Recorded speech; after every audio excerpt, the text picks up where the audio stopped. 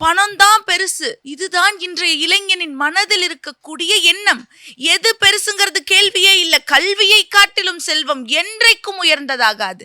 ஆனா இளைஞன் என்ன நினைக்கிறான், அதுதானங்க பேச்சு. வள்ளியம்மை ரொம்ப அழகா திருக்குறள் சொன்னாங்க.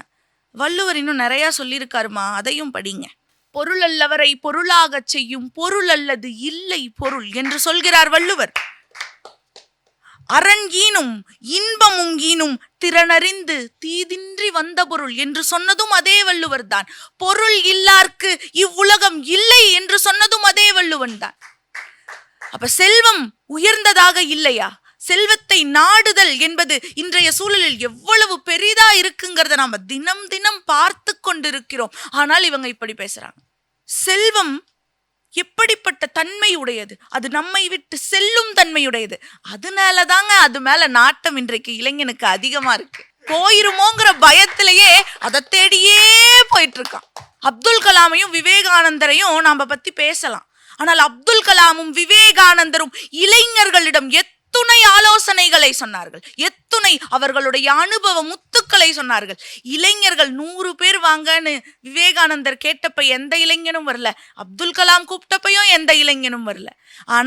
ஆனால் ஏதோ ஒரு நடிகன் ஒரு ஊருக்கு வரானா எல்லா இளைஞனும் போயிடுறான். இந்த இளைஞனின் மீதா நம்பிக்கை வைத்திருக்கிறீர்கள், வருத்தம் கொள்கிறோம் நாங்கள். ஆமா, கல்வி முக்கியம்தான். ஆனால் இந்த இளைஞர்கள் அதை அப்படி நினைப்பதில்லையே. 4 பேர்த்த பத்தி நீங்க பேசுறீங்க, நாங்கள் 400 கோடி இளைஞர்களை பற்றி பேசிக் கொண்டிருக்கிறோம்.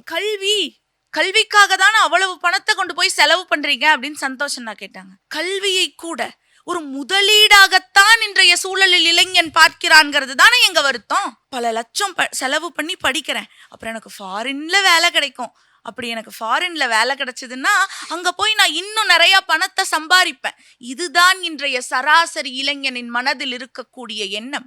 முனைவர் பட்டம் மேற்கொள்ளும் இங்க 2 பேர்த்த நீங்க உதாரணமா காட்டுறீங்களே, எத்துணை இளைஞர்கள் கல்வியை பற்றி கொஞ்சமும் கவலைப்படாமல் யூடியூப் சேனலு, இன்ஸ்டா ரீல்ஸ்ன்னு போட்டுட்டு ஏதோ அதுல இப்போதைக்கு பணம் வருதுங்கிற காரணத்தினால அந்த பணத்தை நாடி சென்று கொண்டிருக்கிறார்கள். பணம் தான் பெருசுன்னு எத்துணை பேர் கல்வியை விற்று கொண்டிருக்கிறார்கள். கல்வியை இவ்வளவு பெருமையா பேசுறீங்களே, எத்தனை பேர் கல்வி கற்பதற்கான பணம் இல்லாமல் திணறிக் கொண்டிருக்கிறார்கள்.